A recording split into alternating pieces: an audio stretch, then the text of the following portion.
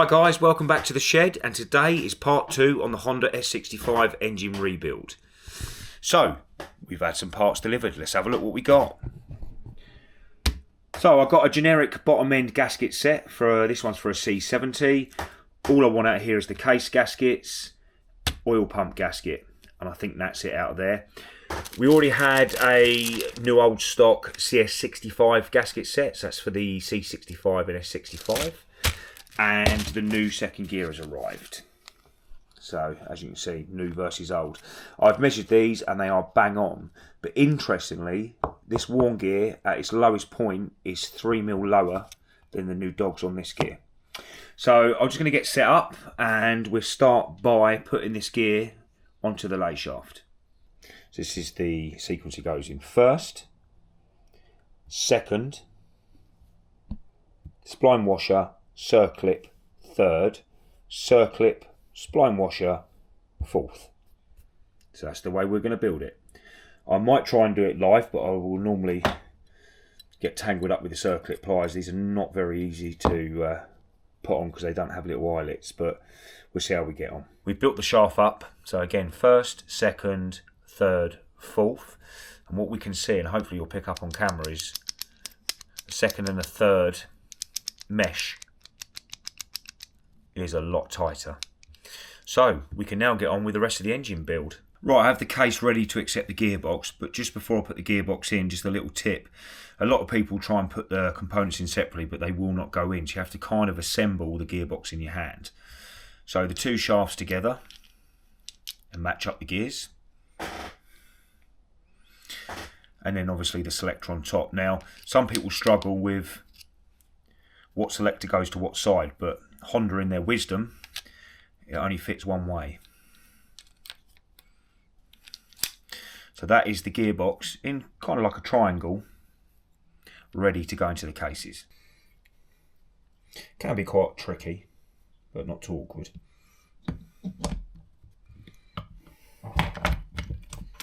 And as simple as that, the gearbox is in. In with the kickstart shaft next. Just slots in and engages with first gear. That's all in. So believe it or not, that's all that goes in these cases. So you've got the crank, gearbox, selector and kickstart. So I'm going to put you on time lapse. I'm going to get these gasket ready. So it doesn't need any adhesive. I'm going to put a bit of Honda Bond around because these are 60-year-old cases. Why not? Put some oil down the crank, on the gearbox, and then bolt the two cases together. Next on with the oil pump. So I've put the gasket on because they can be a very tight fit and obviously hinder these going on. It should just be a push fit, but sometimes they can be a right bugger to line up, and that one's gone very easy. 3 bolts back in, or screws.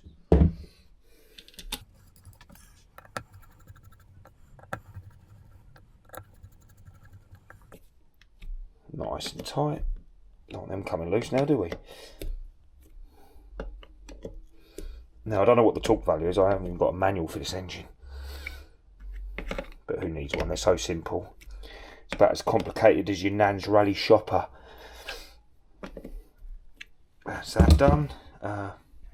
Next, oil screen. If I can remember, I'll put it.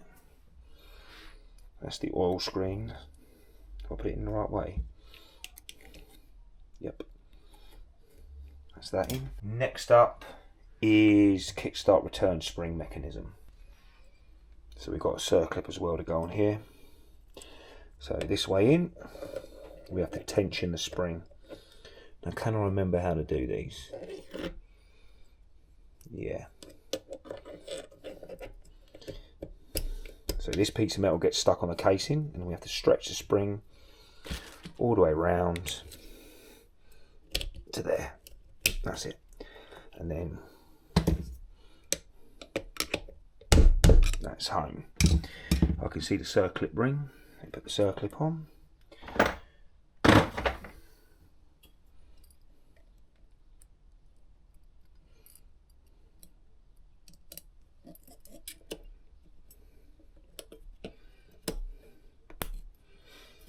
Okay, that's the kickstart. I'm just going to test that.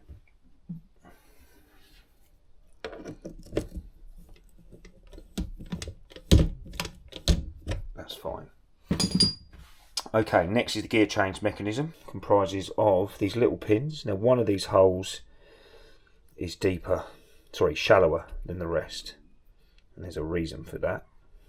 So it must be this one over here, which it should be. No, it's the top one. The top one sticks out further. So when we put the plate on, it's actually under this washer. There's actually a hole through the washer and into the plate. Let's put the washer down, and again that tall pin goes through. Whoops. Tall pin goes through. Same on the selector, and then we screw that home. I'm not going to do that all the way up yet because I've got to get the gear change mechanism in. That's our next job. And it actually sits under this ring. So gear change mechanism, just going to put a bit of oil because I've got to push it for a seal on the other side. Just put a bit of oil on the shaft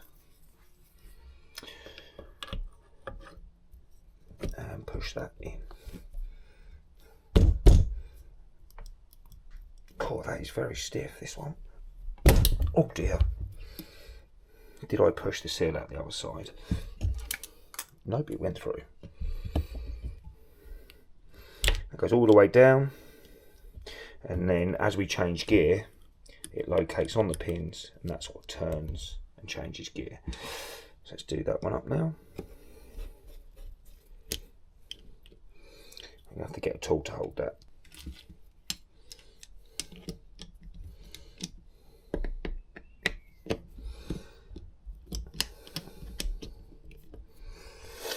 Oh, so tight. Next thing is the gear position retainer and spring, I suppose you would call it. Can be quite awkward because it's spring tensioned. Spring goes up against the case down here. And then we do that up. We're actually in between gears, there we go. That's neutral. Now you see it spring off there.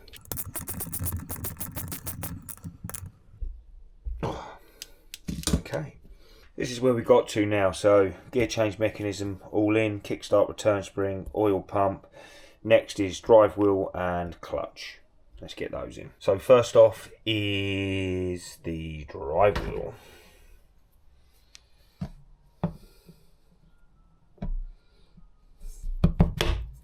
That's that on. It has a circlip that goes on the top. Let's see how much I struggle with this thing.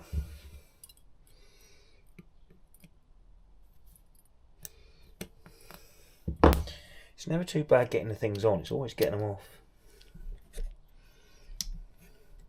That's home. Next is the clutch. So first off is crank spacer. Frostbra bronze bush, always struggle to say that. That's it. And then put it on as one, that's a lot easier.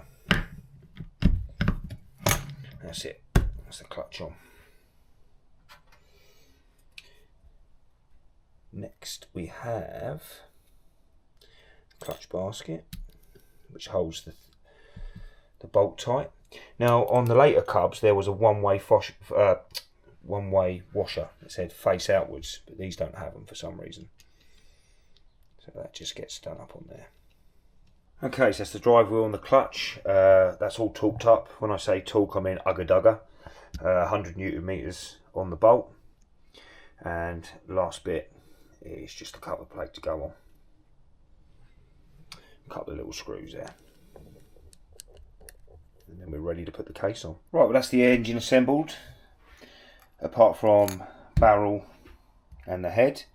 I'll put you on time lapse and let's get this thing back together.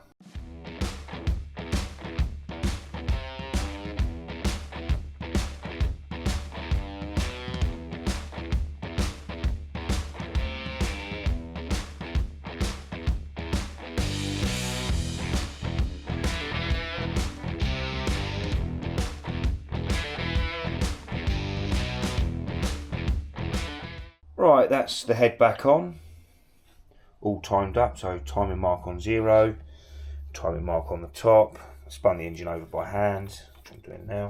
Got some compression. Nothing touching, all good. We'll put it back at top dead centre. I've just been checking the points through the gap, and they open as we get to the fire mark, which is, sorry, close as we get to the fire mark. So they're absolutely bang on. Yeah, just got to put the cover on. What I've done with the inspection cover, because it had the broken lug, it's supposed to sit there. You can see where someone's put it on wrong because it's been rubbing away at the cam wheel. So just to remind me, I need to hold it down. There's no way of locking it in. Well, that's a wrap. That's the engine all put back together. Because I like Phil, I've even given him a exhaust gasket. Well, actually, he's paid for it. Second gear, the old one. All I've got left to do is just fill it up with oil, bit of Castrol.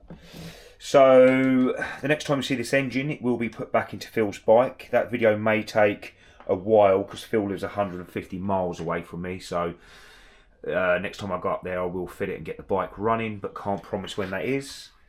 Well, that's it for today. So if you did enjoy, give us a like, consider subscribing, leave a comment, and I'll see you in the next one.